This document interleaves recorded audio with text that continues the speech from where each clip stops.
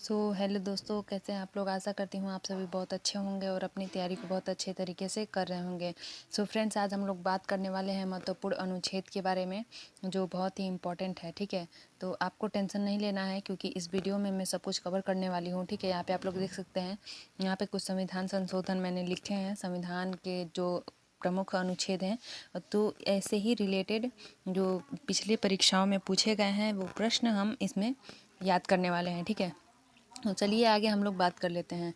यहाँ पे आप लोग देख सकते हैं, देख लीजिए, यहाँ पे पहला जो है मौलिक अधिकार है। ठीक है, तो मौलिक अधिकार है, इसके बारे में हम लोग थोड़ा बात कर लेते हैं।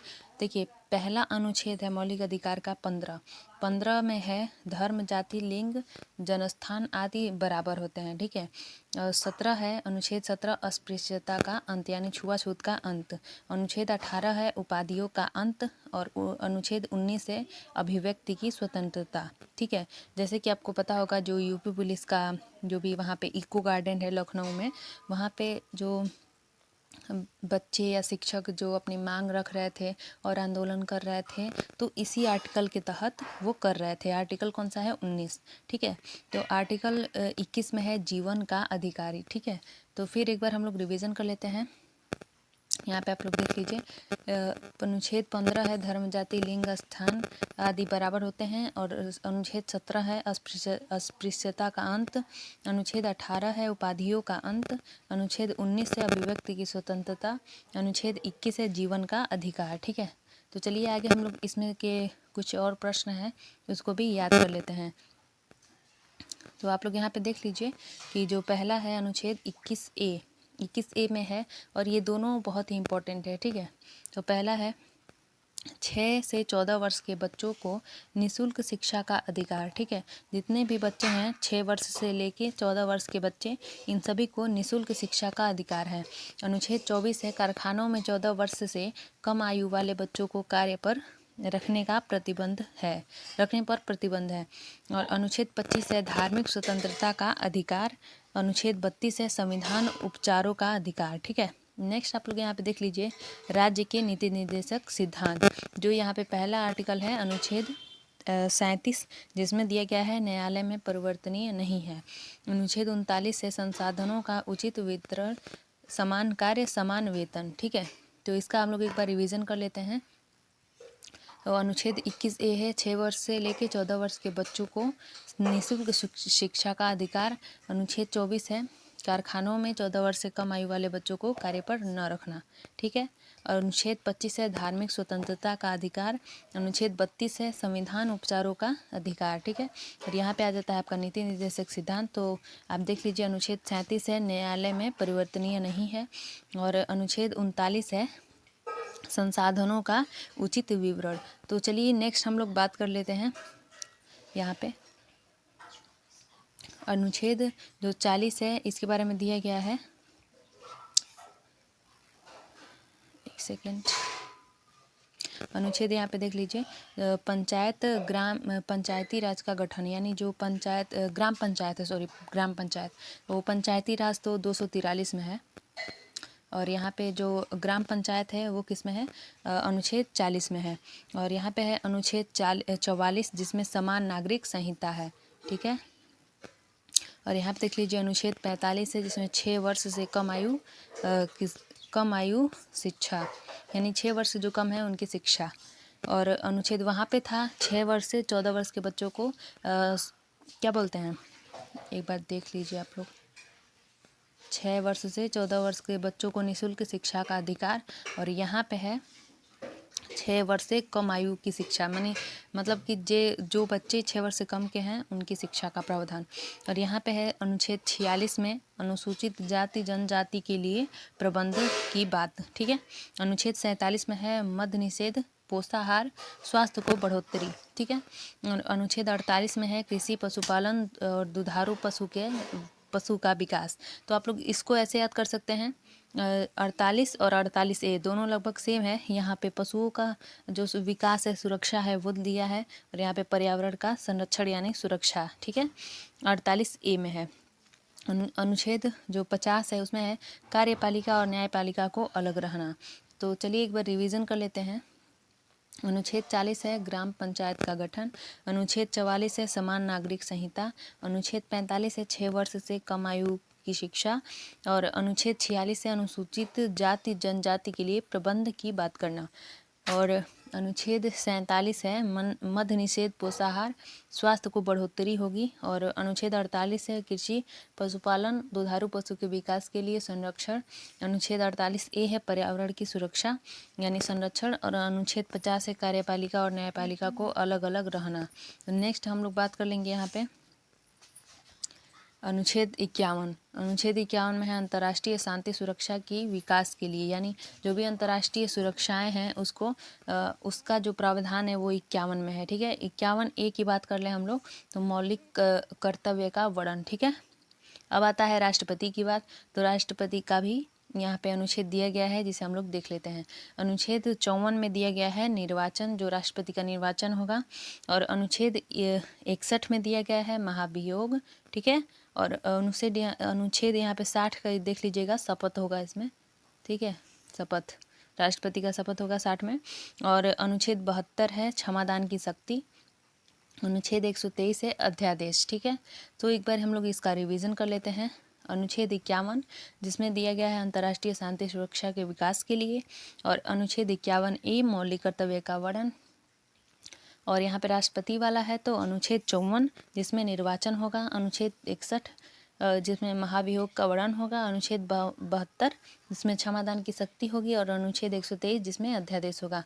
और एक और मैंने यहाँ पे बताया था कि अनुच्छेद 60 जिसमें क्या होगा शपथ होगा। ठीक है, क्या होगा शपथ। तो चलिए नेक्स्ट हम लोग बात करेंगे। यहाँ पे आप लोग ध्यान से देखिएगा। तो यहाँ पे है आपका अनुच्छेद 143 जिसमें है राष्ट्रपति सुप्रीम कोर्ट से सलाह ले सकते हैं। ठीक है, और यहाँ पे उपराष्ट्रपति की हम लोग बात कर लें तो यहाँ पे आर्टिकल 63 में है उपराष्ट्रपति का पद। ठीक है, पद की जो प्रावधान है पद का उपराष्ट्रपति के जो अनुच्छेद 63 में है। ठीक है, अनुच्छेद 64 में है राज्यसभा के सभापति के कार्य के लिए। यानी देखिए जो राज्यसभा के सभापति होते हैं वो कौन होते हैं उपराष्ट्रपति होते हैं। ठीक है, और उपराष्ट्रपति अभी वर्तमान में कौन है आप लोग कमेंट करके जरूर बताइएगा। ठीक है, तो चलिए हम लोग आगे बात कर लेते हैं। और यहाँ पे दिया गया है प्रधानमंत्री के बारे में। तो अनुच्छेद 74 पहले इसको देख लेते हैं। राष्ट्रपति की सहायता के लिए मंत्रिपरिषद का गठन हो सकता है। ठीक है, और अनुच्छेद 75 है प्रधानमंत्री का वर्णन यानी जो आर्टिकल आपका 75 है उसमें प्रधानमंत्री जी का वर्णन किया गया है। तो इसका एक बार रिवीजन कर लेते हैं। ठीक है, तो देख लीजिए आप लोग 143 में है राष्ट्रपति सुप्रीम कोर्ट की सलाह से मतलब सुप्रीम कोर्ट से सलाह ले सकते हैं। और उपराष्ट्रपति का है तो अनुच्छेद 63 है जिसमें उपराष्ट्रपति का पद दिया गया है। अनुच्छेद 64 में राज्यसभा के सभापति के कार्य के लिए है। ठीक है, और अनुच्छेद 74 है राष्ट्रपति की सहायता के लिए मंत्रिपरिषद। और अनुच्छेद 75 में है वो प्रधानमंत्री का वर्णन।